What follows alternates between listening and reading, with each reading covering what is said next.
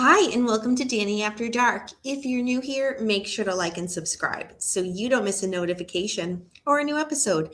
Tonight is February Book Club, and we will be discussing The Spider.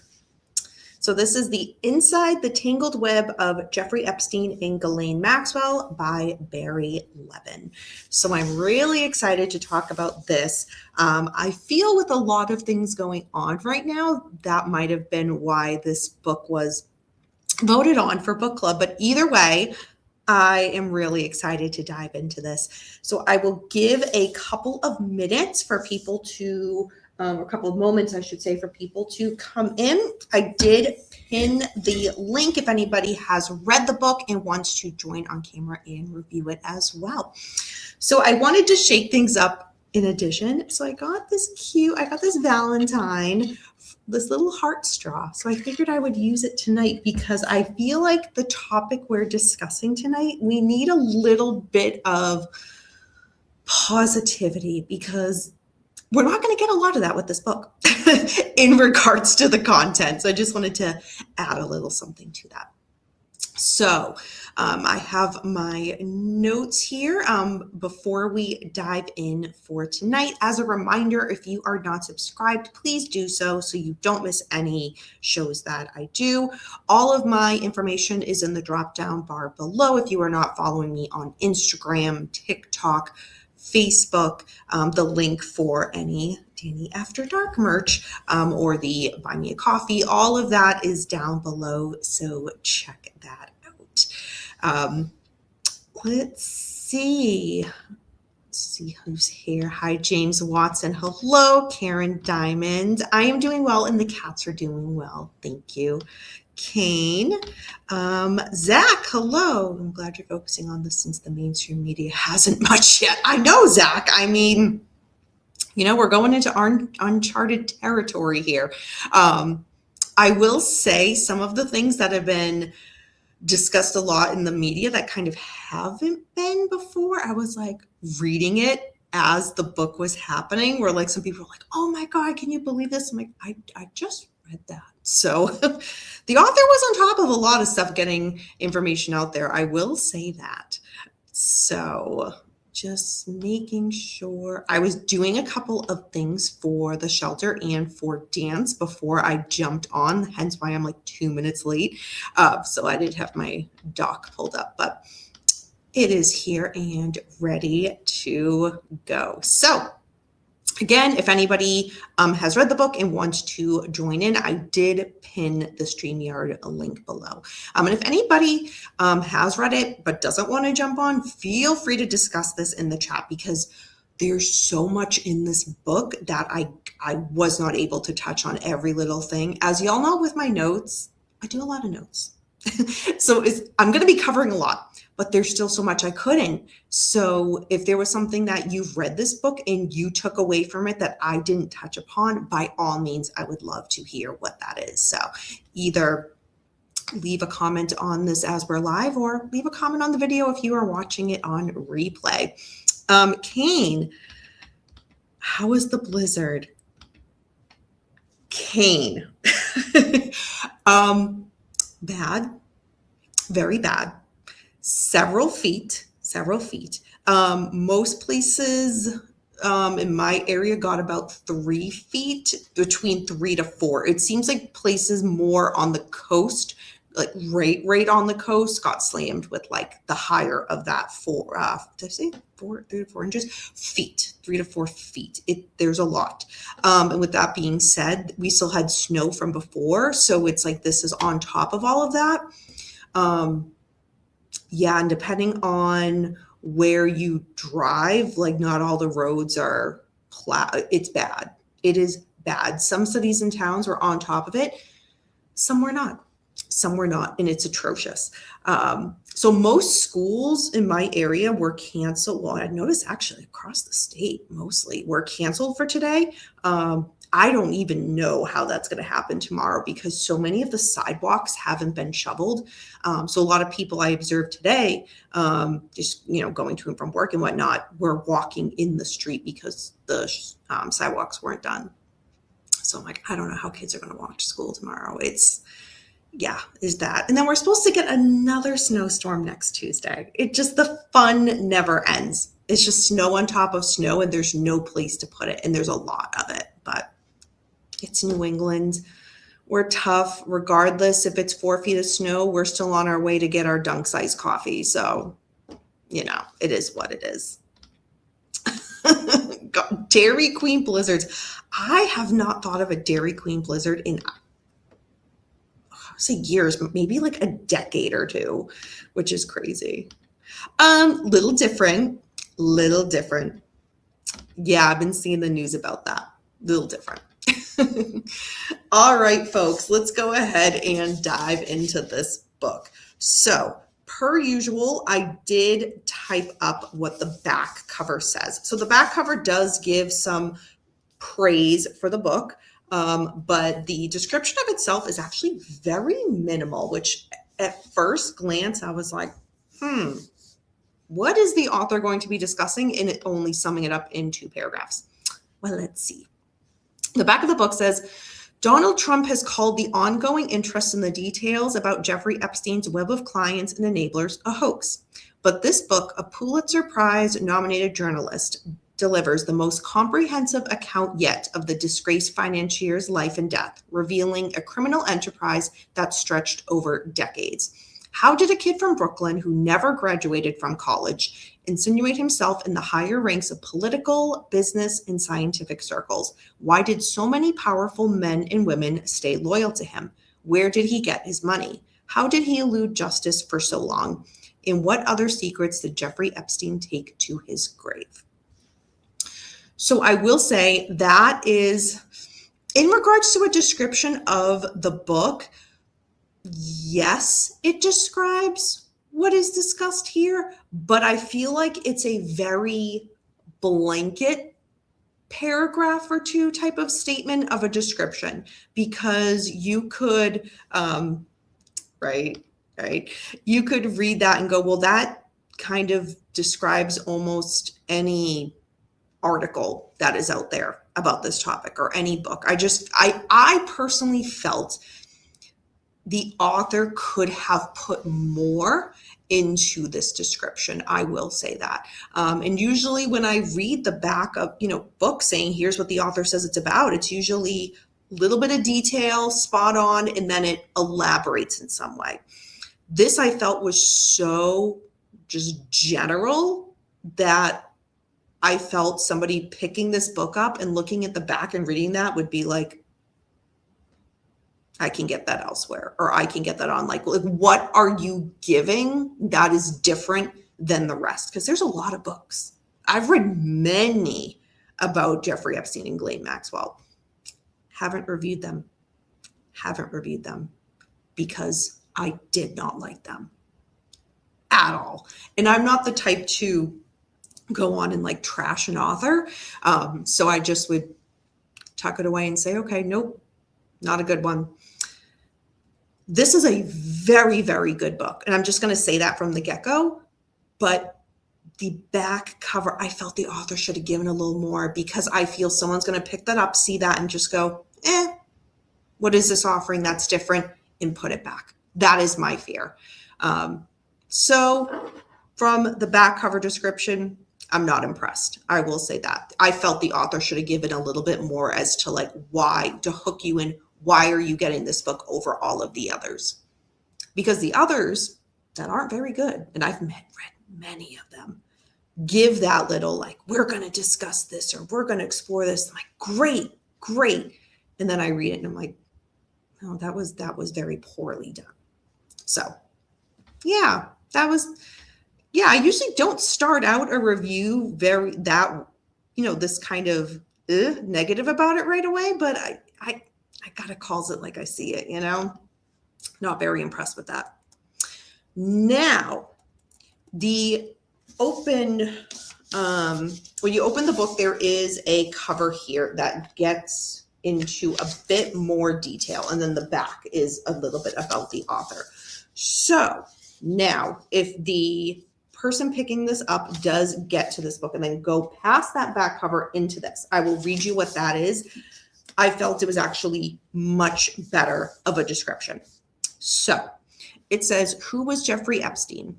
The basic contours of Jeffrey Epstein's horrendous crimes, his decades-long serial abuse of young women and underage girls are familiar. But for all, that has been written about Epstein in the years since his shocking death in a lower Manhattan jail cell. An astonishing amount remains unknown. A shy Brooklyn kid turned renegade financier, Jeffrey Epstein never wanted to play by the rules of polite society. He was elusive in life, and he has remained just as elusive in death. What is known is that he has amassed nearly $600 million by the time of his death. That fortune allowed Epstein to pursue a privileged, secretive life, jetting between his fortress-like homes in Manhattan, New Mexico, and Little St. James, his private island. Behind these closed doors, Epstein socialized with scientists and world leaders and preyed on powerless young women.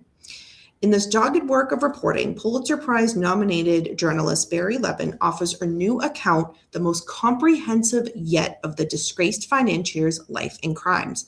Levine's reports shine a light into the darkest corners of Epstein's world, from the murky sources of his wealth to his, I knew I was going to mess that word up, preposteriously elite network to the nature of his long relationship with socialite Ghislaine Maxwell.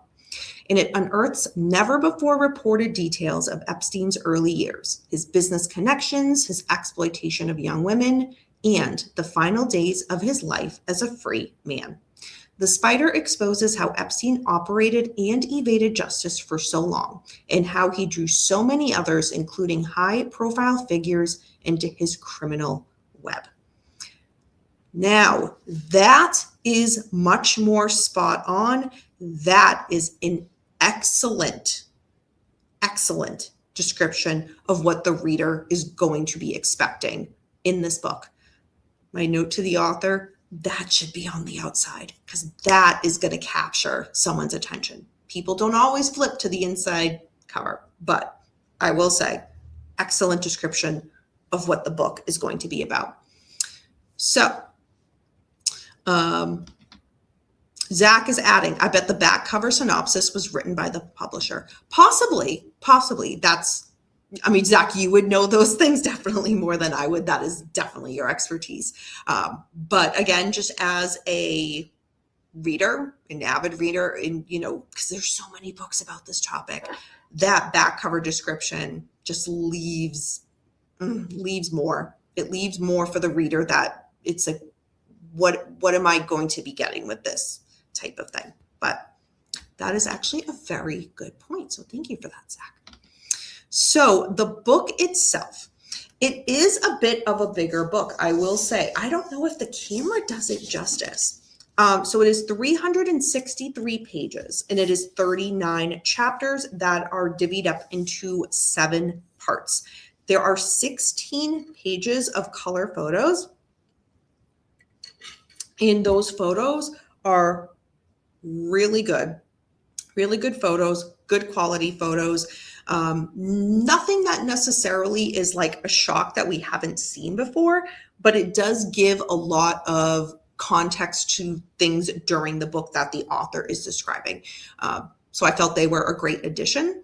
I feel like this is one of those topics that everybody knows about. So if the author chose to not put any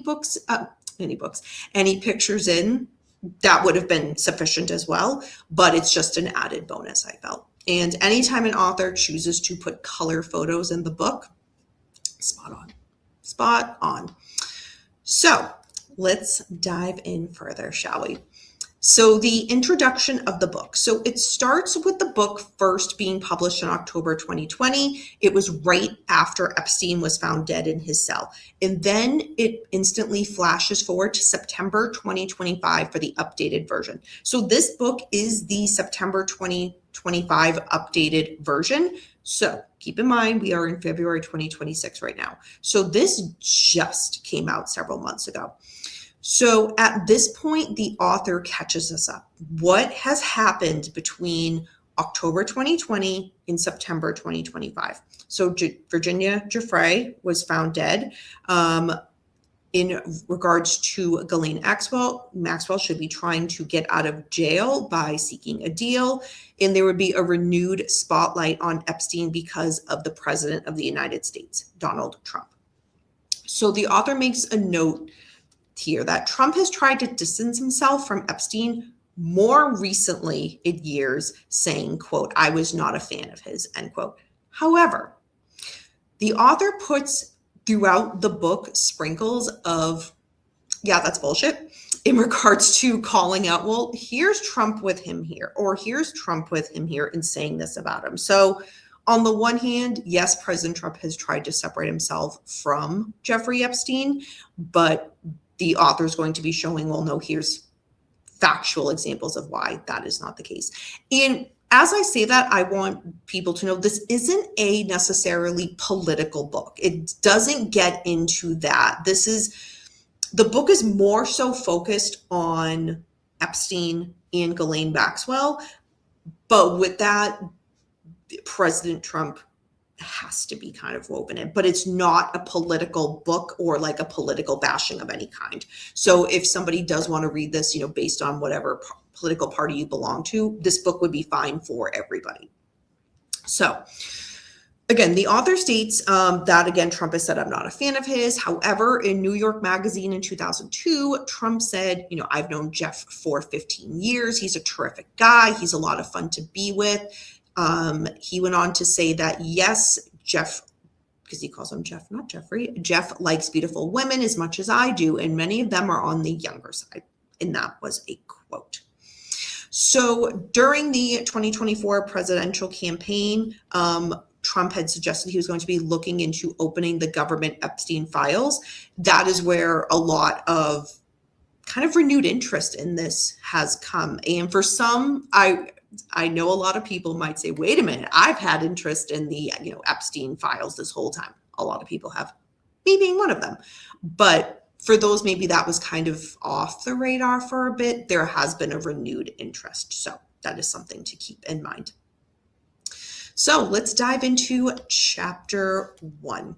So we go back to the beginning of Jeffrey Epstein. So Jeffrey Edward Epstein was born on January 20th, 1953. We learn about his family background and himself growing up. Jeffrey was a smart student. He had skipped several grades and he graduated high school at 16 years old. He went on to Cooper Union for college, but he dropped out. He then went to New York University, but dropped out again after almost 3 years. Then the book jumps to 1974, where 21-year-old Jeffrey was hired at the Dalton School as a calculus and physics teacher. He would go on to party with his students, and people at the time thought this was very weird. He was known as being too friendly and too close with certain female students. This book gives a lot of interviews with his former students because it gives an insight into Epstein at that time in those early years, when I would say a lot of his, I hate to say personality because that's not really the right word, but you could see where there are points in his life that are very pivotal to where the next step he's going to be will take him. And this is one of those times in life that is definitely a stepping stone and important, because what happens here is important to where he's going next. So I had never read interviews with his former students. I had heard that he would, try to party with them and that he was creepy and this and that, but just those were very vague things I'd heard. I had never read actual interviews with students he had at that time who was explaining, here's what I saw. So I thought that was absolutely fascinating and something that this book offers that others don't.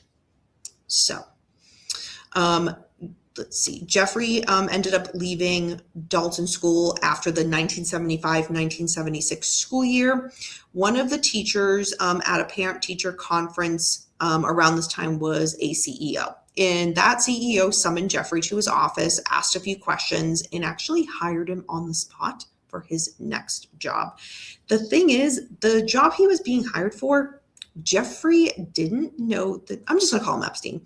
Epstein didn't know the difference between a stock and a bond. And that was going to be very, very important. So the book calls him Jeffrey. I think that's why a lot of my notes say that. But I will just refer to him as Epstein because that's kind of what we all do. So now, Epstein started working, I guess he got this job hired on the spot at Bear Stearns. So he was able to put their special products division in place where he would advise the wealthiest clients that they had. Epstein's HR office, however, found out that he lied about his resume. He never even completed getting his bachelor's degree, but Epstein learned how to talk his way out of things, and this was one of those things that he knew he could talk his way out of. And the thing is, the company thought he was a success because he was doing so well. So at the time, they thought they don't want to torpedo his career over this, just keep him. But there was a separate investigation going on into Epstein's work practices, and this included insider trading relating to the work. Because of this investigation, Epstein resigned on March 12, 1981.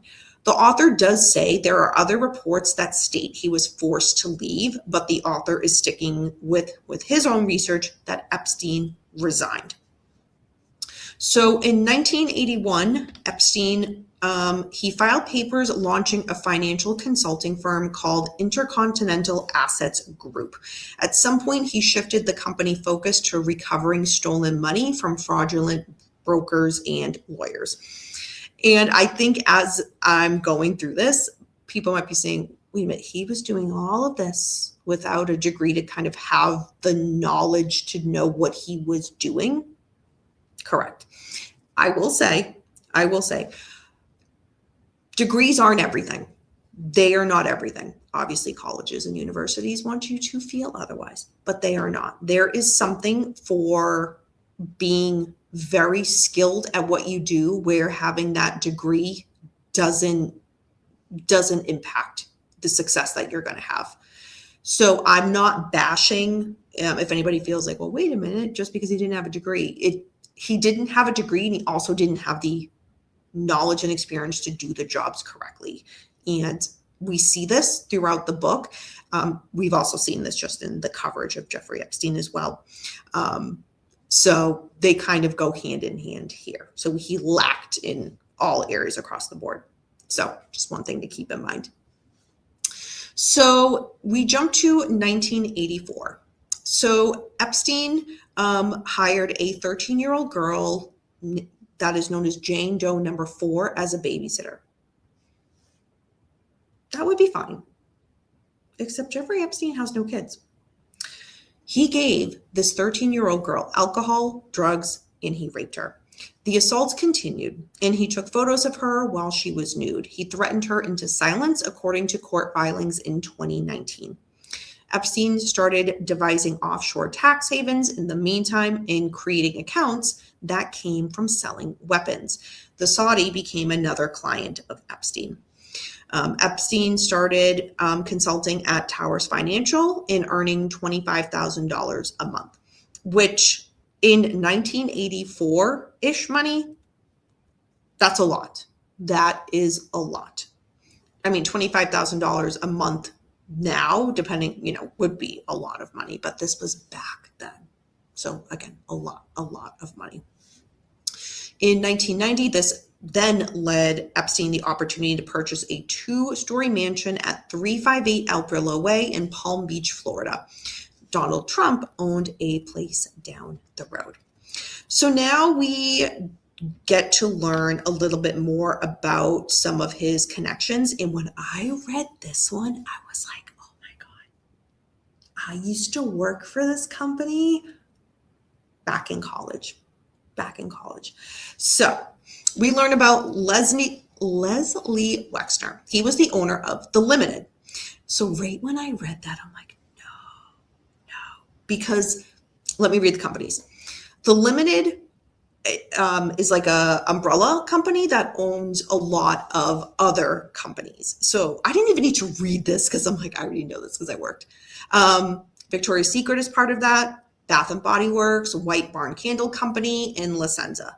La Senza, as far as I know, is either closed or not. There's not much anymore. I remember that being huge at the mall growing up. Victoria's Secret is still around. Bath and Body Works is still around. White Barn Candle Company is still around. Your girl worked at Bath and Body Works back in the day. I worked there for, oh my God,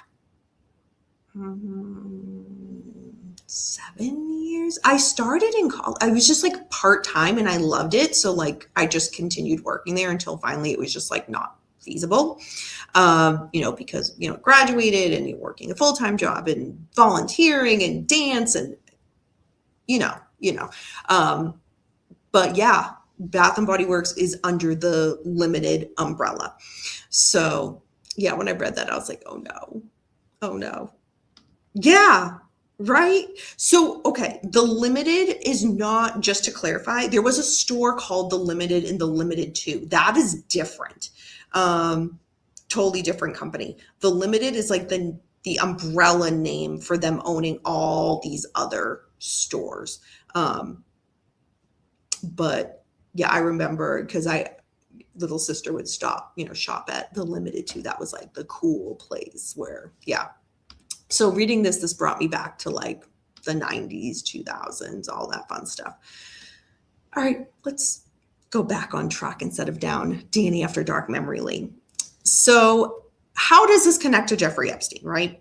So in the late 1980s, Wexner was in his 50s and he was introduced to Epstein. Epstein soon was Wexner's client and had unlimited use of Wexner's private plane. So we learn that, and then the book jumps to now Ghislaine Maxwell, but it doesn't start with her. It starts with Robert Maxwell in his history. So her father. So born, and I'm going to copy and paste this long name that he has because I'm going to totally butcher it. And yeah. All right. So Robert Maxwell was born Jan Ludwig Hyman Benjamin Hoke. It's the best I could do, folks. Born in 1923. He joined an underground organization that ferried young men and women to France when Hitler's Hungarian allies seized the area around Czechoslovakia. He joined up with the 1st Czech Division that merged with the French army. When France fell, he was one of the 4,000 Czechs who made it to England. He transferred into the British Army and took a part in the D-Day landings at Normandy. His entire family was exterminated in the Nazi death concentration camps. It was after the war where he transformed from, quote, an old World War man into an English gentleman, end quote, by changing his name to Ian Robert Maxwell. So I am summing up a lot of information into a very brief description right here. The book goes a lot more into his background, which I actually found really fascinating. Some of that information, or I'd say most of it, is out. But the way the author put it together, it was so informative and easy to follow throughout. And it touched on all these little pieces from Robert Maxwell's life. And it was done actually very, very well. So shout out to the author for that. Because yeah, a lot of sources don't do it in a very cohesive way because there are so many pulls and ties and directions with Ghislaine's father, but it was very well done here. So the book, after kind of describing him growing up and how he then became Robert Maxwell, reviews his career and how he actually became so successful. So during the Cold War, Robert Maxwell worked inside the Soviet Union and Warsaw Pact nations. He had a company publishing scientific journals and textbook called Paragon Press. It became a multi-million-dollar company. There were discussions that he also worked for the Israeli intelligence.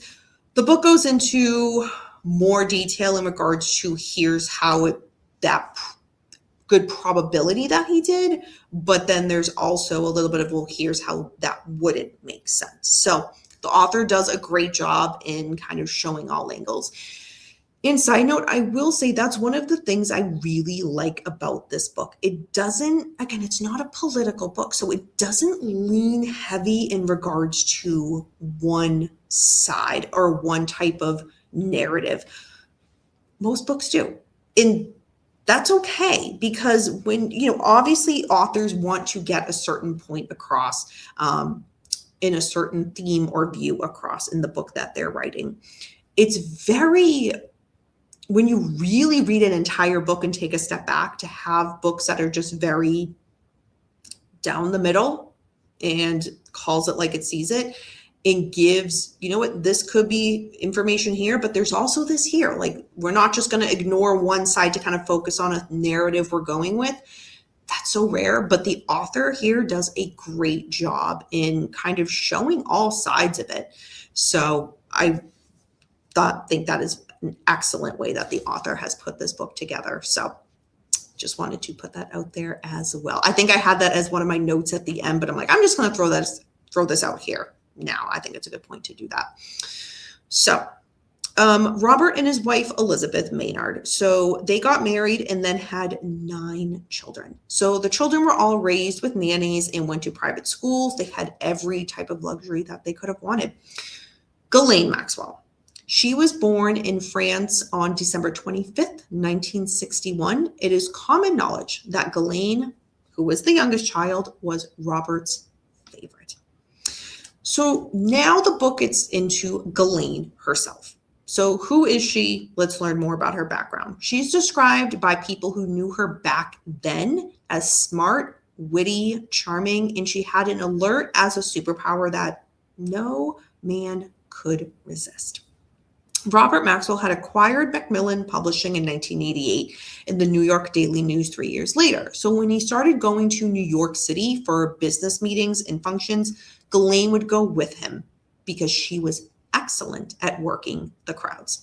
It is in New York where Ghislaine met Donald Trump. And all right, I see Paulcast jumping in the chat here. Hi, Paul. Paul, you know how to make an entrance. I mean, by all means, your opinions are more than welcome here. We're all friends. But a simple, hey, Dani, how you doing would also be sufficient. Just, say that you're here too. But that's just that. All right. So we jump to November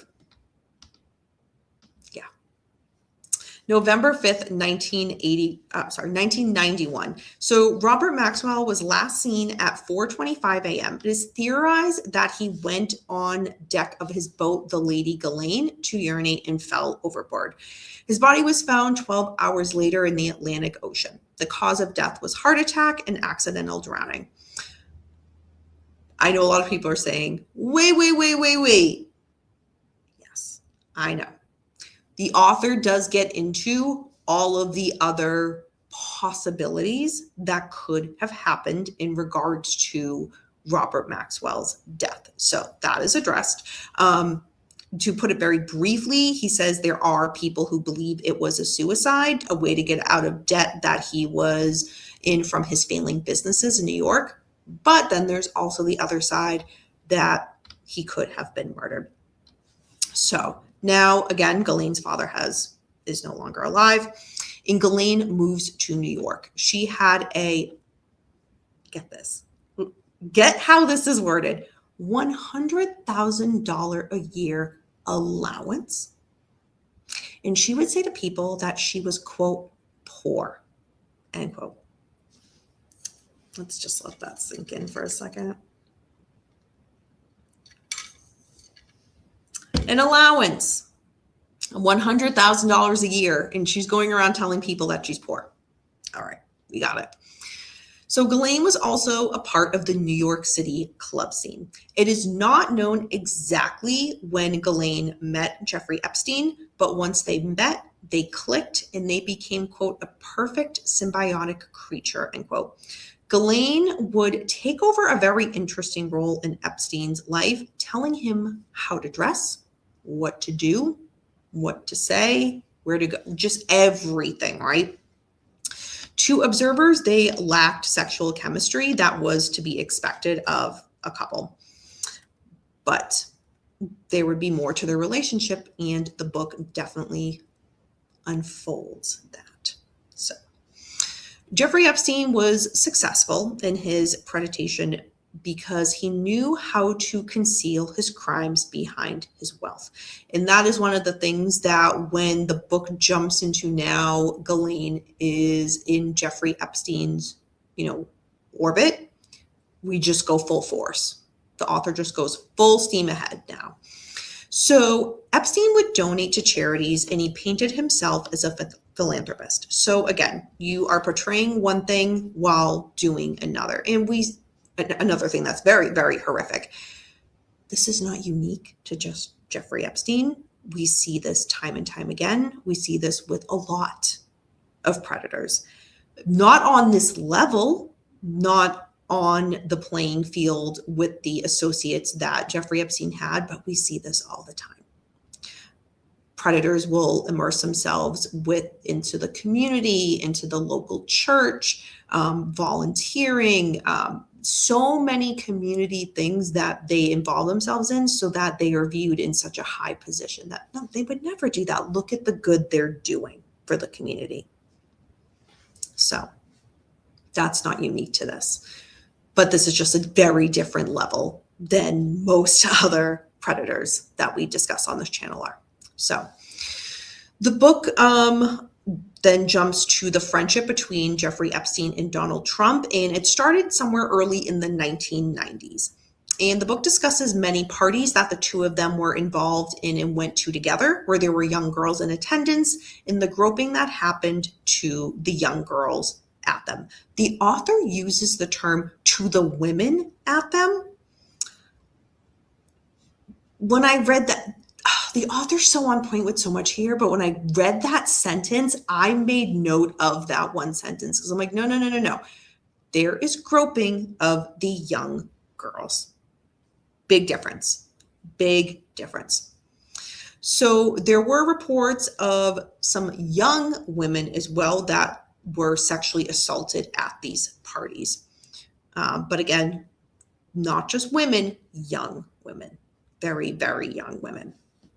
So after entering politics, Donald Trump would then go on to say, and this is something we said earlier, that he barely knew Jeffrey Epstein. We're going to get back to that. It is sprinkled in throughout the book, that statement, and then statements to rebut that. But again, I mentioned that earlier, so keep that in mind. We're going to jump in and out of those. So the book discusses victim Maria Farmer and her sister Annie Farmer. And that is when a time in their life when they met Epstein and Ghislaine and what occurred with both of them according to court filings. So there's a lot of information out there about Maria Farmer and Annie Farmer. The book goes into it pretty good. With that being said, my reservation in that is,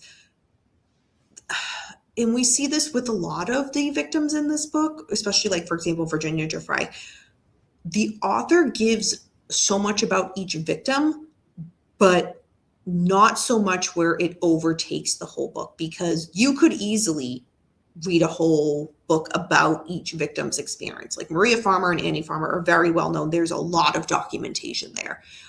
But the author does an excellent job of kind of summing it up to the reader where you get a good gist of what happened. But if you want to know more, you can research more. And even with Virginia Giuffre, because we just read for a book club, what was it, the other month, 1 or 2 months ago, Virginia Giuffre's book that she wrote before she passed away. And so in my mind, coming off of that, I'm thinking, how is the author going to describe her story in however many paragraphs or pages or whatever he's going to do? And he did it. He did it really, really well. Obviously summing it up where the reader could then go and get more information and research more if wanted, but did an excellent job. So if somebody reading this, point being, isn't familiar with any of the victims or their stories, they're going to get a good amount, but not too much. So again, with Maria and Annie Farmer. So Maria went to the police to report the attack that happened from Jeffrey Epstein. And since it happened out of state, they were told that there was nothing the police could do. The next incident was with model Alicia Ardell, and that incident is discussed in this book. She went to the police to report Jeffrey Epstein and was discouraged by police to not file one. But after a week, she went back and said, no, I'm going to file a report. The officer who took her report was skeptical, saying that she willingly went to Epstein's hotel room. Epstein was questioned, but he denied the assault, and Alicia never heard back from the investigators. So no charges were ever brought against Epstein. She would later find out that the detectives wrote that she didn't want to file charges, so they closed the case. I did not know that about this particular victim. I knew most of that, like leading up. I didn't know that they wrote she didn't want to press charges. I was like fuming when I read that, because I'm like, I can't even imagine what she thought when she learned that, because it's bullshit. So the detective just, all right, yep, she doesn't want to do it, and closed it. Just horrible. So Christina Oxenberg, next. She was an old friend of Ghislaine, and they met up in 1997. Ghislaine told Christine that she wanted to marry Jeffrey Epstein, but she wasn't able to keep up with his, quote, sexual appetite, end quote. So Ghislaine would bring in young girls to fulfill his sexual needs. And what she told her friend Christine was, quote, they're nothing, these girls, they are trash, end quote. So this is, again, very early on, and Ghislaine is making the statement to her friend, Christine. Now let's jump back. Donald Trump. So in the early 1990s, he was in court for bankruptcy of 4 of his properties. So the book describes it doesn't go into like those specifically in a lot of detail, just the gist, but it does it in relation to what happens next, which is building of Mar-a-Lago. And we learn that Virginia Roberts Giuffre met Epstein and Ghislaine at Mar-a-Lago. And for Virginia, that is when the sexual assaults began and started occurring for her. And then Virginia was then put in a position to recruit other girls for Epstein and Ghislaine. And I know I'm just saying that with a very blanket statement. If you guys missed the book review that we did for Virginia Giuffre's book, definitely go back to that video and check that out, because we go a lot into detail about Virginia Giuffre's story. So now we jump back to Jeffrey Epstein and his friend Alan Dershowitz. That is a name that anybody following this case, you know. You know that name, you know who he is. So for those who don't, he was a lawyer, a legal scholar, and a faculty member of Harvard Law School. So Virginia named him as one of her attackers in her book, and that is brought up in this book, that he was named, and he denied any sexual relations with Virginia. Alan Dershowitz is a name that's going to pop up quite a bit in this book throughout, because he does play such a central figure to the Jeffrey Epstein legal case. So for right now, we just learn of his role in regards to the assault with Virginia Giuffre. So Epstein's contacts, a lot of them are listed in this book, who were named as offenders by victims. So I'm going to just name them, but know that as their name comes up at this point in this chapter in the book, which is specifically, let me see my notes, chapter 13, the book goes into a decent amount of detail in regards to who these men are and who, like, what was alleged against them. But for right now, I'm just going to mention their names. So Matt Groening, the creator of The Simpsons, Glenn Dubin, hedge fund billionaire, Bill Richardson, former New Mexico governor, George Mitchell, former Democratic Senate Majority Leader, and Marvin Minsky, the MIT computer scientist. So there's also one contact that plays a big role in this case and has been in the news as of lately. Prince Andrew. When the book gets to after chapter 13, where it talks about all of those other men, the next chapter, chapter 14, all Prince Andrew. Hey, William Eddy, I see you jumping in the chat. Hello, hope you're doing well, hun. So, Prince Andrew. So we learn a bit about who Prince Andrew is, the family that he's from, but I'm not going to get a bunch into that because that is stuff we all know. So what's kind of central here in regards to describing his connection to Ghislaine and Epstein? Hope you're doing good. Thank you. I love that. You just come in with like full sass ready to go. And I absolutely love it. So Andrew knew Ghislaine and Epstein, and it was them who introduced Prince Andrew to Donald Trump. The book discusses Virginia Roberts Giuffre and her connections and what she went through in her sexual assaults with Prince Andrew. So again, the book goes into that in a decent amount of detail, but not too much because I feel like that's one that we know a lot of. But for somebody who is reading this who maybe does not know any of this, there's enough in there where the reader walks away from it. It's like, okay, I get what happened. So the author then says, there's a quote here that I thought was very impactful. So I wanted to put it in my notes. So the author says, quote, "The key to Epstein's control were the secrets he kept in his little black book," end quote. I mean, how spot on is that, right? So as I said earlier on, this book, the author is very just like on the straight and narrow, does not kind of lean one side or another, is very fair with, okay, if this name's being brought up on this side because of, relations to Epstein and Ghislaine, this name is being brought up too.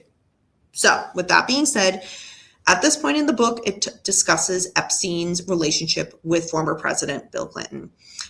There were a lot of donations over the years and that Epstein was involved in and made to the Democratic and Republican parties. But again, he had a relationship with Bill Clinton, as well as former Israeli Prime Minister, and I'm totally going to butcher this name, Ehud Barak, had ties to Epstein as well, which that is described in the book too. I know some of these ties I'm just kind of briefly throwing out there and going quickly. There are so many ties. And I mean, think of the title of the book, The Spider, right? Think of all these webs that are kind of going out of the center. That's what it's like when you read this book. There's like this one avenue of a connection, and then there's another tie, and there's so many that I'm just, again, trying to give you as the viewer of this, the gist of like, who are you going to read about in this book? Because maybe some of them are like names where you're like, oh, I know of those connections, but I'm curious what the author's take on it is. Or, you know what, I knew nothing about those connections. I want to learn what the author has to say from his research about that.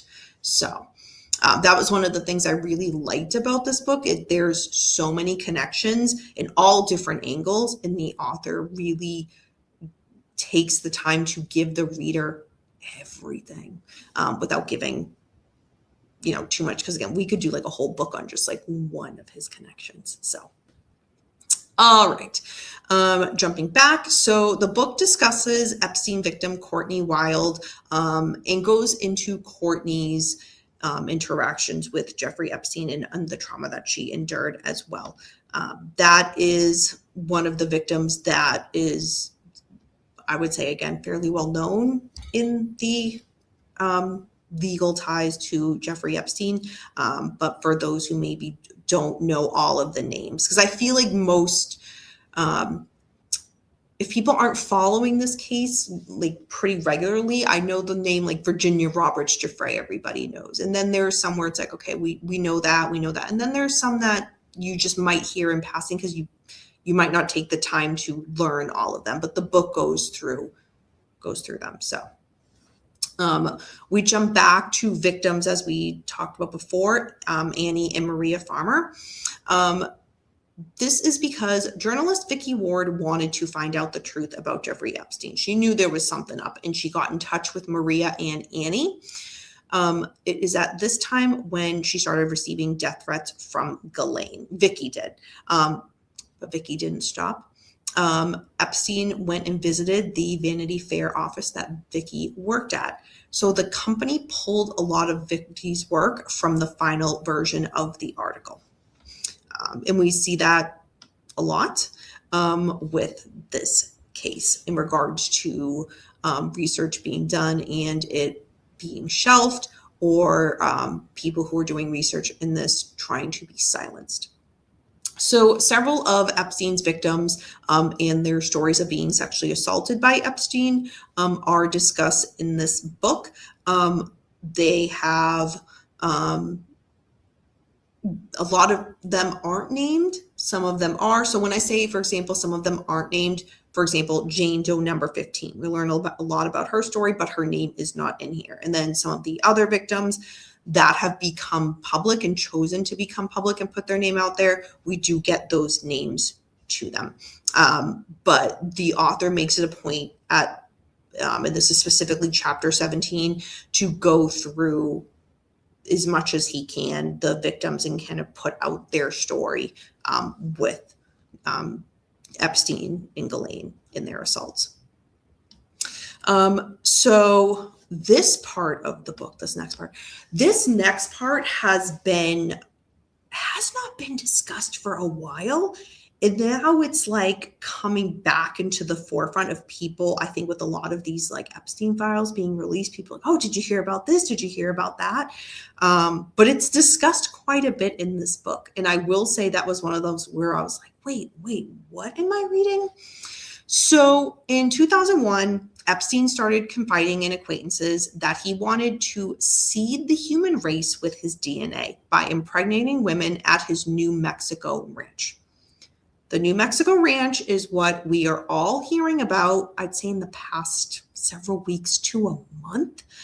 And that's, everybody's talking about that New Mexico ranch. And then there's a lot of things that kind of go off that in regards to going past what he wanted to do in regards to impregnating women. I think that's the right way to put it. I've seen, reports of, that there could be people who are murdered there that are buried at the ranch. I don't know. But a lot of talk right now is happening about that New Mexico ranch. But at this point, again, we are back in 2001 and he's telling his acquaintances, I mean, how gross is that he wants to seed the human race with his DNA? Who the heck says that? I want to seed the human race. Disgusting. But let's move on. So now we jump to Palm Beach Police in Florida. Calls are coming in from neighbors about young girls that are coming and going from his home, but nothing seems to happen. This behavior just seems to continue for a while. Eventually, the police do decide to look into it, and Epstein, however, he has a lot of connections. So as we know, and as what we can expect, he got tipped off that he was under police investigation and surveillance. Quote, as police would learn, the entire staff at 358 Albrilla Way was mobilized to serve Epstein's perverted enterprise, end quote. So again, police would see certain things. Was anything happening about it? Not really. But there were things that detectives would start to learn. And as we learn things, they would learn some details and then it would start to snowball more and more and more. Again, were things happening or were things stopped? No, but information was being learned. So here's where we start to learn a lot of the specifics about Jeffrey Epstein from that initial investigation. So detectives would learn that Epstein would receive as many as 3 massages a day. Staff were always told to have at least $2,000 in cash on hand daily. If Epstein feared that a girl would go to authorities, he would pay her more to keep her silent. For example, sometimes $1,000 all at once just to remain silent. Detectives were learning that each clue they found would ultimately lead to more and more witnesses. and then more and more victims. On October 20th, 2005, the Palm Beach Police Department Special Investigations Unit executed a search warrant on Epstein's home at 358 Albrilla Way. The thing is, it was very clear that once again, Epstein had been tipped off about the raid. Police found computers, but some of them, their hard drives had been removed and the systems scrubbed, so they could not get as much detailed information as they were initially planning. So at this point, Epstein assembles a team of top attorneys. Let's go through the name of a lot of those attorneys. Jay Lefkowitz, Jack Goldberg, Roy Black, Gerald Lefcourt, Guy Lewis, and Alan Dershowitz. Told you he comes back. So the defense team worked very hard to discredit every victim and law enforcement official who worked this case. And when I say discredit, let's just call it like it is, totally smear and just trash all of them. Some may disagree. That's my take. It is what it is. So the name that the Palm Beach Police Department gave this case was Operation Leap Year. And Chief Officer Michael Retner brought this case to the FBI. So that is when the FBI got involved. And when the FBI got involved, attorney Kenneth Starr was brought in to join the defense team. A lot of these victims at this time were still being harassed, followed, and trying to be forced into submission by Epstein and his team. Alexander Acosta, the U.S. attorney representing the state, he is now discussed in this book because he is a big part of where things go, and not in a good way in regard to the Jeffrey Epstein case. But the book decides, and the author decides to take it a step back and, not just say, Alex Acosta, here's what he does going forward. No. Let's rewind. Let's learn a little about him. Who is he? What is his background? Where did he come from? So on and so forth. So the reader gets to learn a bit more about Alexander Acosta, which I thought was actually pretty unique, because a lot of books that I've read about this case, his name gets thrown in there that, yes, U.S. attorney representing the state. And then it just carries on. But none of them really take the time to step back to explain who he is. So that's what I felt made this book a bit more unique than the others I've read about this, because of giving that extra detail to the reader about Alexander Acosta. So Epstein's lawyer and Alexander Acosta negotiated an agreement behind closed doors. So this negotiation lasted 9 months. So July 30th, 2008, Epstein arrived along with 3 of his attorneys to meet for the deal. So what was this deal? He pled guilty to 1 count of solicitation of prostitution and 1 count for carrying of a person under the age of 18 for prostitution. He was sentenced to 18 months behind bars in county lockup.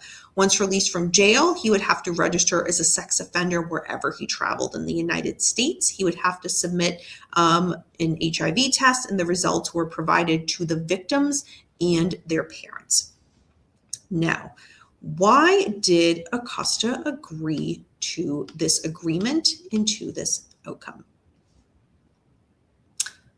The author goes into why it benefited Acosta to make this agreement, but does it benefit the victims?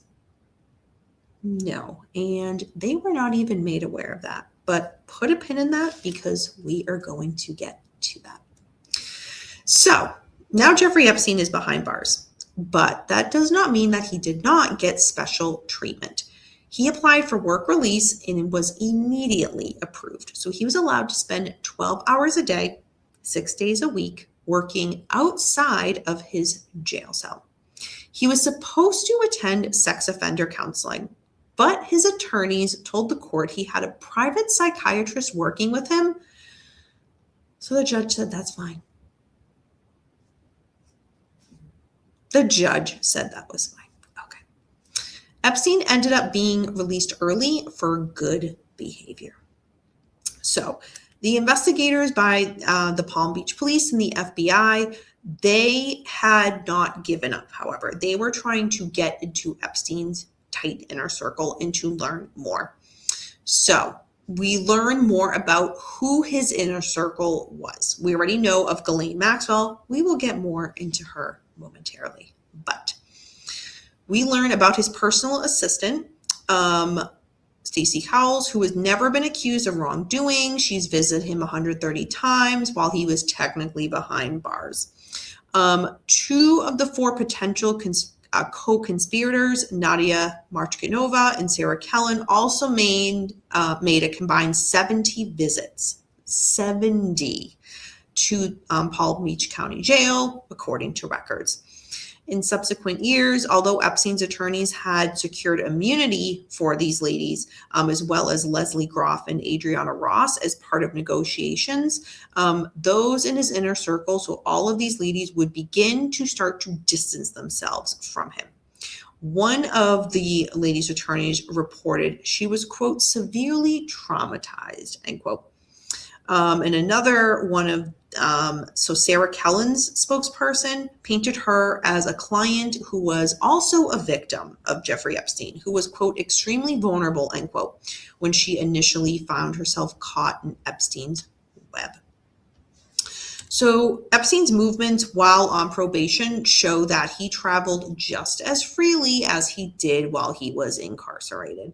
So logs revealed that between January 6, 2010 and April 8, 2010, Epstein traveled to New York City 9 times and to Little St. James 9 times.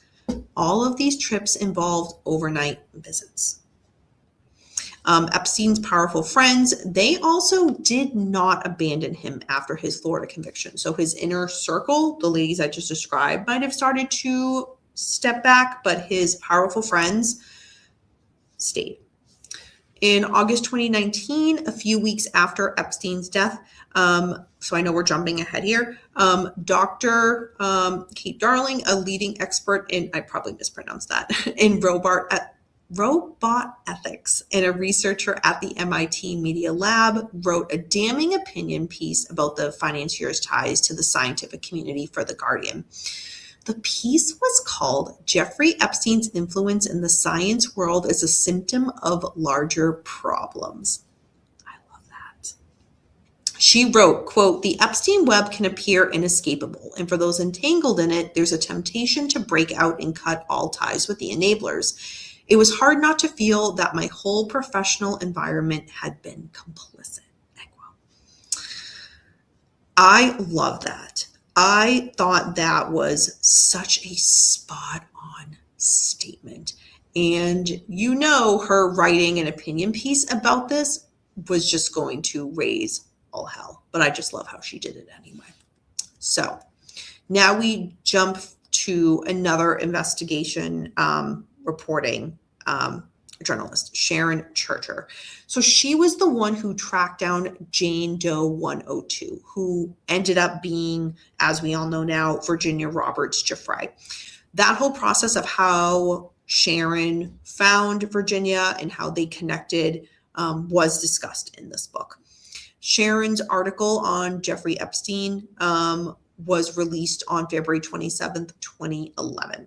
Details about the abuse and trafficking operations began to find its way into the news stories at this point. Now the book jumps to Ghislaine. And Ghislaine was charged by federal authorities in the summer of 2020. She made a court filing that said she had not spoken to Epstein in 10 years. But her emails show that was not true. They emailed during January 6th, 2015 to January 27th, 2015. There were also other contacts between Epstein and Maxwell of a financial nature that occurred. So between 2007 and 2011, more than $20 million from offshore accounts associated with Epstein were transferred to Ghislaine Maxwell, prosecutors said after Maxwell's 2020 arrest. And then millions were later transferred back to Jeffrey Epstein. So at this point in the book, it jumps back and forth between Jeffrey Epstein, Ghislaine Maxwell, because at this point they are a bit separated. Yes, they did have that some communication as we just discussed, but for the most part, they're a little bit separate. So if the timeline as I'm going through this, if we're jumping around a little bit, that's why.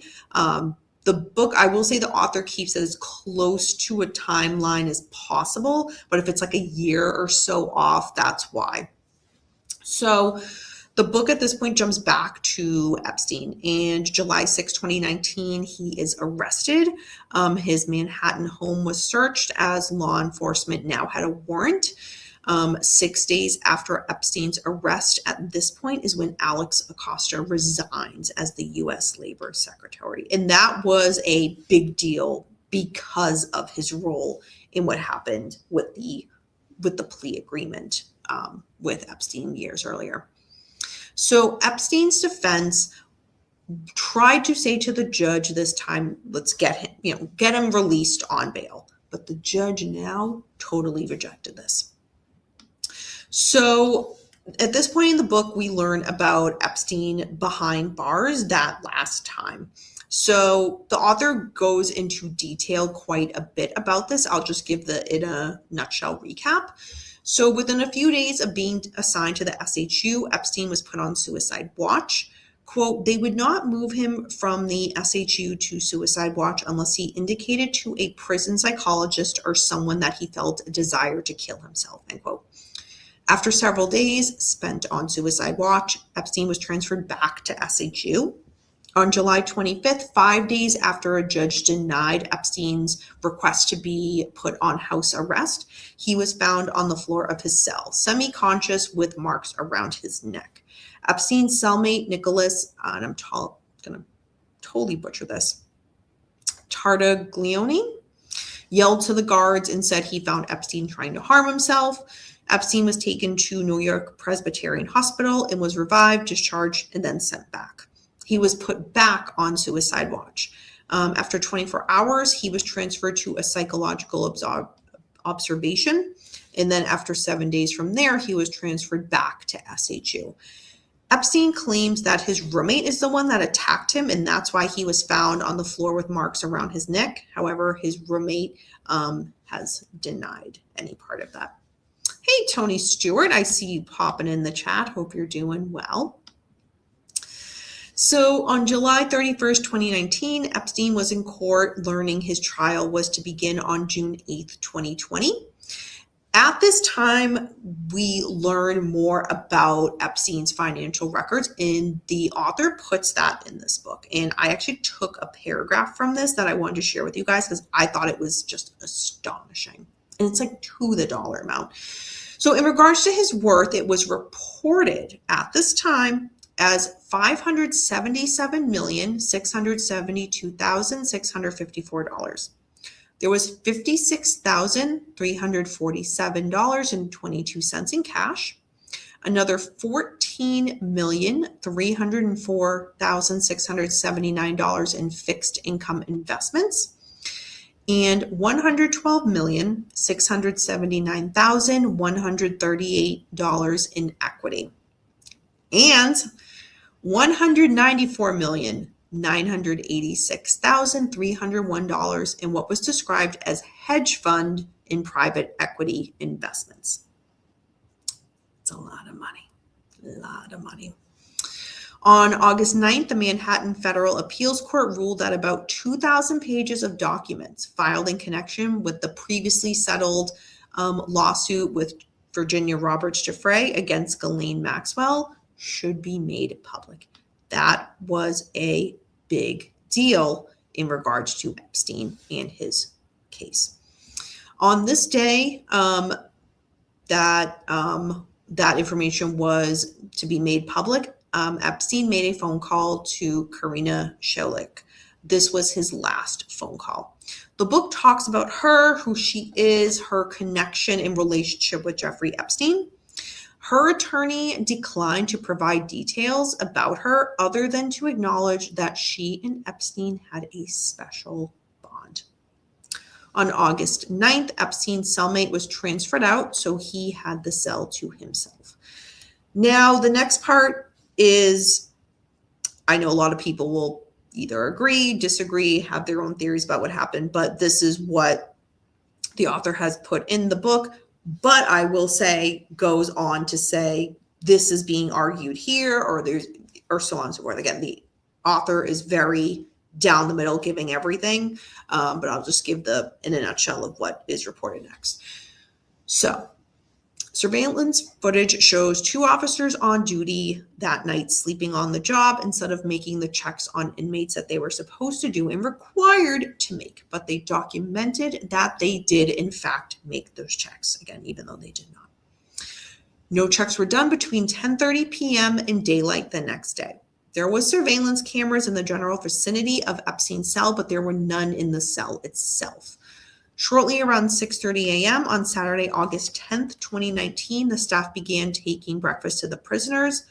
It is made at this round when they get to Epstein's block. They discovered Epstein hanging from his bed and unresponsive. An emergency alarm was then sounded. Quote, the minutes that followed the discovery of Epstein's body were chaotic, the kind of confusion that makes it easy to imagine possible efforts to cover up mistakes, end quote. According to the transcript the author received from a FOIA request, the first call, and the timing of the calls is actually very important here. The first call from a jail official to 911 came at 6:37 a.m. Less than a minute later, the NYPD reported what was called in as, quote, an aided case, end quote, which means that someone is in need of medical attention. At 6:38 and 35 seconds a.m., 2 emergency medical service technicians from the FDNY were dispatched to the prison. At 6:40 and 40 seconds a.m., an operator stated that there was a possible arrest at LOC. This means requesting an ambulance in connection with a possible criminal arrest rather than any suggestion of a cardiac arrest having occurred. Another thing to note where the transcript states possible arrest, but med requested defib. This suggests that the jail did not have a working defibrillator on the premises, and it had to have one. If not, it was a serious breach of protocol. So again, they put in the notes in the transcript that a defibrillator was being requested. At 6:40 and 48 seconds a.m., the FDNY noted that an ambulance had been dispatched to the prison. And 14 seconds later, the FDNY noted that triage efforts at MCC had ended. 5 seconds later, I know I'm throwing a lot at you guys really fast. So 5 seconds later, 2 EMS paramedics and an EMS lieutenant arrived. They attempted to revive Epstein, including incubating him in the cell for at least 7 minutes. They were unsuccessful and then rushed him to the hospital. At 7:16 and 22 seconds a.m., emergency room staff began efforts to revive Epstein. At 7:19 and 45 seconds a.m., the emergency room workers noted the word notified. That means they believed he was dead at the time of arrival. And at 7:36 a.m. is the time of death on Epstein's death certificate. Now, the media got wind in news reports and they went crazy about Epstein's death. A lot of people did not believe it was a suicide. A lot of people still do not believe it was a suicide. I do not believe it was a suicide, but we'll get into that. So 2 MCC guards, the 2 that were on duty that were supposed to make these checks that never did, but wrote that they did, they were subsequently indicted for having failed to check on Epstein and covering up such failures. The New York City Office of Chief Medical Examiner conducted an autopsy of Jeffrey Epstein on Sunday, August 11th, the day after his death. The file was marked Medical Examiner Case Number M as in Mary 190-19432. This autopsy was performed by Dr. Kristen G. Roman. Dr. Michael Baden was in attendance and observed the autopsy as part of an agreement work between the city of New York and lawyers for Mark Epstein, Jeffrey Epstein's brother. I am a huge fan of Dr. Michael Baden. I have had the honor to meet him in person at CrimeCon. He goes to CrimeCon every year. I cannot speak highly enough of Dr. Michael Baden in his career, and he was basically let go from his position back in the day as New York City, medical examiner, because he refused to kind of like play along and be part of the team and go along with what law enforcement was saying. He was just no, if the autopsy shows this, it shows this. So Dr. Michael Baden has no, reason to not view it like it is. He has no reason to lie. So again, and my first CrimeCon I went to, CrimeCon Orlando, I got to see Dr. Michael Baden do a presentation on Jeffrey Epstein's death. He had photos, he had this, he showed experience, and he was just like, no, this was not a suicide. And let me show you why. And with photos and everything. And it was just incredible. So yes, anything Dr. Michael Baden is a part of, I am like right there. 2323 Barb. Hello. Oh my gosh. Yeah, it's been a while. I hope you are doing well too. Good to see you. Interesting episode that you're jumping in on, but hope you're doing good. So back to the autopsy of Jeffrey Epstein. So again, Dr. Michael Baden was in attendance of this autopsy. So Dr. Roman's preliminary finding was that the cause of death was, quote, pending further study, end quote. What does this mean? This means that the death was not obviously a suicide, not obviously a homicide, and not obviously an accident. October 16th, the medical examiner's office then issued a revised ruling. They called it, as we know, suicide death by hanging. Dr. Michael Baden, he has been very vocal. He felt very differently.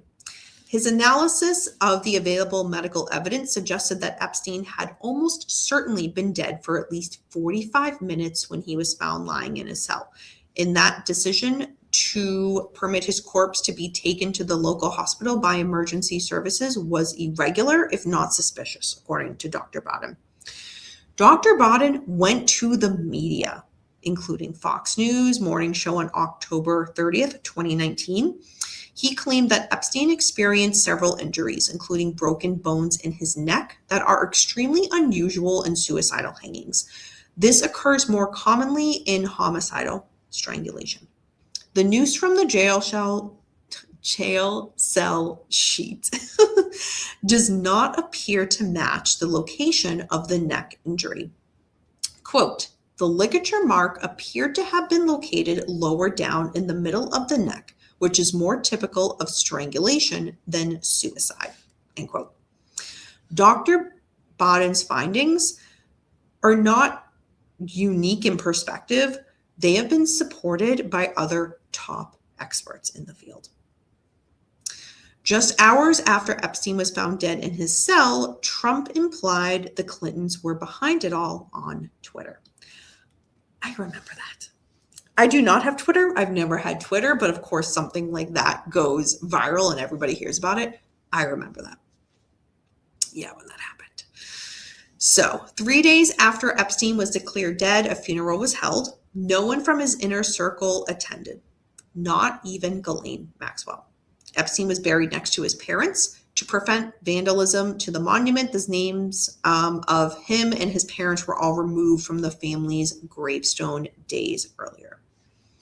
So everyone who was a part of Jeffrey, it's been a long night, y'all.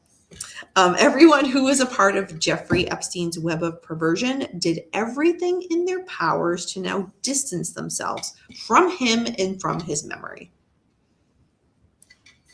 We see that with a lot of the people who are part of his inner circle. If they weren't able to distance themselves as far as I think they would have liked to, then we hear them, or through their attorneys, claim that they were victims in this, right? And I'm kind of referring back to the women that were part of his inner circle of staff who distanced themselves and then said that they were victims in this while they got a deal so that they were not punished for it. So as we kind of wind this down, let's get to kind of Ghislaine here. But before we get to Ghislaine, we can't not talk about one person who really got a lot of attention and it didn't go so well. Prince Andrew. The attention turned to him and he did an interview with BBC. We all know that interview. We all love that interview for so many reasons. I won't get into that here. If you are like, Dani, I had not seen the interview you're referring to, check it out on YouTube. You will not be disappointed. I will leave it at that. It did not go the way that Prince Andrew was hoping it would go. So after that interview with BBC aired, he announced that he asked the Queen for permission to step back from his royal duties for, quote, the foreseeable future, end quote. Now, Ghislaine Maxwell, where was she when all of this was unfolding? Well, she went into hiding. Everyone was searching for her. And Ghislaine was being sued by Virginia Giuffre. So, July 2nd, 2020, Ghislaine was found and arrested in Bradford, New Hampshire. Ghislaine was denied bail and would need to stay behind bars for a year before the trial would begin. I will say, just given a little Dani After Dark fun fact, Ghislaine is, I don't know if they still are, married. His name was Scott, I forget his last name, but it's discussed in the book. He owned property in Manchester by the Sea, Massachusetts. I, one day after work, was like, I'm going to take a trek to Manchester because the address of the home that he owned, and again, Ghislaine's his wife, became public because he was listing it for sale. So I was like, I want to see this house. I want to get near this house. So I drove as far to it as I could. It was down a private way and there were signs, private, like do not cross, like do not go past here. I kept going. I'm like, I'm going to get right up to the house. And then a truck came my way because I think it saw me coming in my car. And I was like, oh, no, back up. So I didn't get as close as I wanted. But yeah, it was in a very, like, the street you had to go down, it was like woods. I'm like, it was very, I mean, obviously it was, the street name was there, but it was almost like picture like a ton of woods, then like a street sign just being like in the middle of that. It was very weird, very, very weird. But from what the picture showed online, it was a beautiful kind of waterfront home. But Dani's an outlaw. You know, I couldn't not. Part of me wishes I just like, yeah. I'll wind it back. Leave that comment in my head. Yeah, I didn't get as far to the house as I would like to, but that's all right. But she wasn't hiding out there. She was not hiding out there. In the end, she was in Bradford, New Hampshire, which is still right next to Massachusetts, and she's still closer to me than I would have liked, but nonetheless. All right. So, as we know, she is, I say still behind bars, but I don't know after we talked about this past week, True Crime and Chill. But as of the writing of this book, she was still behind bars. So then we get to the afterword of the book. And I know that these are like parts of the book where a lot of people just kind of stop and be like, all right, I finished the last chapter. I'm good. It's always worth reading those extra parts of the book. I found the afterword actually really, really good. So many of the girls that the author spoke to, who Epstein abused, battled pain and anguish for years and decades. And the author describes some of them ended up with drug addictions, some would become sex workers, some had suicidal ideation, and some even took their own lives. It would be a conservative estimate that since the 1980s, Epstein spent more than $35 million related to the abuse of women and girls. That number is based on a review of court documents, police reports, interviews, and other research conducted for this book. In some calculated from the estimate of payments that Epstein made to his victims. There were some public details and then some that were not public details in regards to what he paid in financial settlements. But nonetheless, that is a staggering amount, an estimated $35 million related to his abuse of women and girls.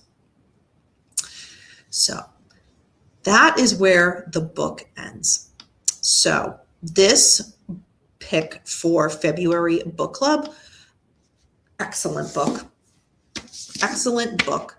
I recommend this book to anybody. It is honestly the best book I have read on the subject of Jeffrey Epstein and Ghislaine Maxwell. And I have read many, and I've not discussed them on here because it wasn't just like, oh, this was a good book, but could have been. No, those were books with, again, I don't trash authors. They were books with very glowing reviews by reputable authors that the books were just, it was not good. They were not good. So I never talked about them. This is very well done. I will say, when it comes to book club books, if a book that is voted upon turns out to be one that I don't like, y'all will fully hear it. Like, that's my one, like, all right, I can be more forthcoming with what I say about this book because it was voted upon and y'all want to hear my thoughts and review about it. So let's do it. Again, the only thing I really don't like about this book is, so the back cover, it just does not, it's trash. It is trash. The author should, if he republishes it, take what's on the inside cover and put it on the back. That is going to make people want to read this book. That back cover description of what this book is about, it's so generic. I feel like people that are looking for a good book on this are just going to read that and be like, what? No, like, what am I getting from this that I'm not going to get in other books? So I really did not like the description on the back. The inside cover, though, excellent to the point of what the reader would be getting. The only other comment, and it was like a quick in passing statement, but it like stuck to me, and I was like, author, no, why did you do that? Referred to like at the parties, that like some of the abuse of the women there, but it was young girls. It was young girls, and for women, if you want to say that, very, very young women, but it was young underage girls. So to say like, oh, the unwanted groping and touching of the women at the bar, no, like when you think of a woman, you think of maybe someone 30, 35, maybe, even in their 20s. Big difference between a little girl, like a 14, 15, 16, 17-year-old. Big difference. So that sentence, I was like, oh man. But other than that, excellent book. Like I've said throughout this book review, the author is right down the middle, does not kind of gear towards one side or another. So if somebody is reading this book and you're maybe of a certain political party or a certain viewpoint on this subject, you're not going to be turned off on this book because you're going to get all areas of coverage in this. With that being said, I can see how some people might read this if they think a certain way and be like, well, I disagree with the other side that the authors give. At the end of the day, to each their own, but I think the author's very fair in covering all sides of this case because it is so complex. And if you take each person alone, Jeffrey Epstein, it's very complex. Ghislaine Maxwell, very complex. You add Donald Trump to it and his relationship with them, that's a whole nother ballgame. Again, way more complex, but the author does a really fair job in this book. In regards to the structure of it, I thought the layout, each chapter was done very good. Each point that the author made. For over 300 pages of this book, he gives you a lot of information about each person he's bringing into it, or each like, for example, with the companies that Jeffrey Epstein worked at, kind of leading up through his, if you want to call it a career, gives a lot of so much detail in it, where I look back and I'm like, how did the author take all of this information and pack it into, what was it, 358 pages or something like that? But does an excellent job. I feel like the reader gets everything they need to know about it in a really condensed way that doesn't feel rushed and is well explained. This is a book that structure-wise, somebody could pick up and read. And if you have the time to just sit and breeze through a book, it's designed where you could do that. Based on the content, I would feel like it would be like one of those, like, oh, you can only take so much at once, because again, it's a very graphic topic. It's a very graphic subject. So maybe only take a little bit and then kind of put it down. But if you wanted to essentially just sit and just read through, the author makes it very easy, where the subjects just kind of flow through, even though you're getting a lot of information about a lot of people at different points, leading up through Jeffrey Epstein's life and Ghislaine Maxwell's, and then their affiliation with, all these other political figures, celebrity figures, like a lot of ties to people. So I really enjoyed reading this book. I hope you guys got something out of this review. If this is a book that you have read, again, please let me know your thoughts. I would love to hear them. If you are now interested in getting this book for yourself and reading it, like, message me, let me know what your thoughts are. I am a full-on book nerd and I love to talk about books. So if you message me and you're like, Dani, I just bought this book, I'm at this part and I agree with this, or hey, I disagree with your take on that, that's great. That's awesome. Let me know. I would just love to discuss it either way. So that is that. I'm really glad this book got voted on for this month. It was a good read. For next month, so March book club, I will go ahead and put a poll out in the next few days with a date that we would then be going over the book. So make sure to vote on that. I will get that up again soon. So make sure you vote in the poll if you want to either, again, be involved in it and come up on camera with me, or be involved from the chat. Or if it's a book where you're like, I haven't read it, but I want to hear your take on it before I, go ahead and purchase the book or whatnot. By all means, whatever way you vote, just make sure to vote. All right, everybody, I will be back later this week for 2 shows. I have an interview that will be live on the channel on Thursday, so stay tuned for that. And then the weekly True Crime and Chill on Friday. So until then, everyone have a great rest of your week. And remember, until next time, we don't live in darkness. Darkness lives in us. Bye, everyone.